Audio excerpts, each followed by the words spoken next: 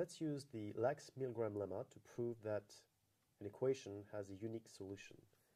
The equation I'm going to consider is negative x second derivative, plus x equals g, and g will be a function in L2, and basically this is going to be in 0, 1, and g will be a function in L2 of 0, 1.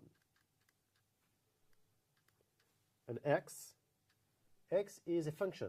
The unknown is a function. I need a second derivative, so I will look for x in the set of C2 functions, functions that are continuous, that can be differentiated once and even 2 times, and the second derivative is continuous. So I'll look for the solution to this equation, and I will add that x prime of 0 is 0, and x prime of 1 is equal to 0. So this is the system I will investigate, and I will prove using the Lax-Milgram lemma that this system has one solution and one solution only.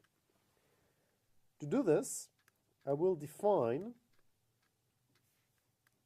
H as the set of all functions v that are in L2 of 0, 1, such that its derivative is in L2 of 0, 1.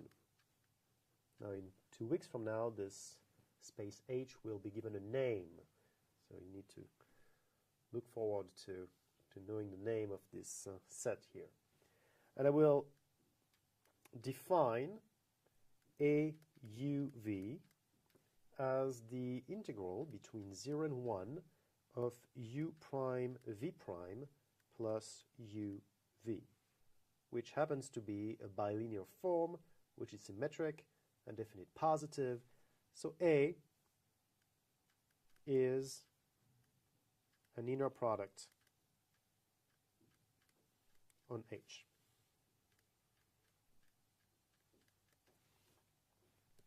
And what I have, in addition to being an inner product, is that A u is equal to u prime, the norm of u prime in L2, plus the norm of u in L2. So I define H, I define A. Well, I'm going to put stars here so it doesn't look like a negative sign.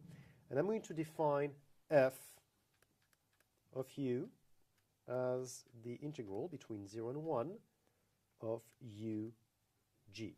So f should be like f index g. Now, I'm going to go back to this equation here. And let me just write it again. Negative x prime prime plus x equals g. Now, for all u in L2 of 0, 1, I can just take this equation here, and I can multiply it with u. So what I will have is negative x prime prime u plus xu equals gu. But if this is true, then this must be true as well. I can integrate between 0 and 1 this. Now, if I look at this, this expression here, this expression that I'm underlying here in red, this all left-hand side to the equation, I can use the integration by part to rewrite this as follows. I can say that for all u in L2 of 0, 1,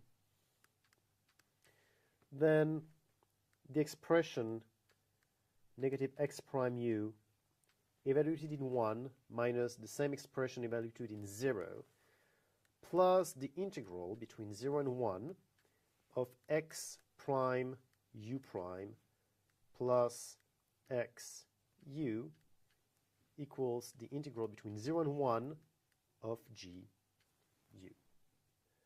What happens is that what I have here is, well, that's 0.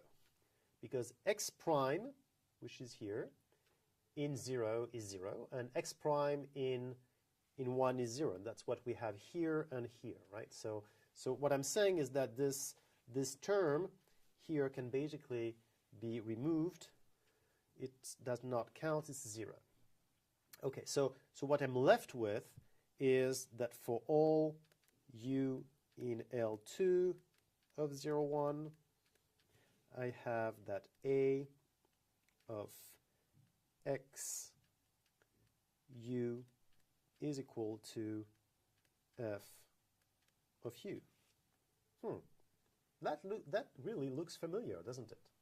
So what I'm saying is that for all u in L2, I have a xu equals f of u.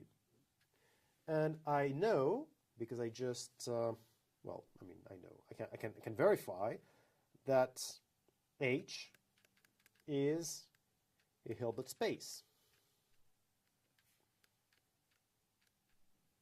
I know that A is a continuous and coercive bilinear form. I'm saying I know, I mean, actually I can verify would be a more appropriate way to say it. And I also know, or can verify, that F is in H star. So all of the ingredients for the great recipe are right there to say that the equation, that I'm going to write this system with star, has a unique solution in H thanks to Lex Milgram. And this is it. Now, in 3 weeks from now, we'll actually apply Lex Milgram to a more complicated equation. I mean, the equation that we looked at today is an equation you might know, you might have other ways to actually prove that there is one solution and that the solution is unique. Actually, depending on G, you can even solve explicitly for X. But in any case, what we did here is just show you how we can apply the Lex-Milgram lemma. And in 3 weeks from now, we will actually apply it to the equation that model a membrane. So you'll see that this equation will be a little bit more complicated than the one we have today.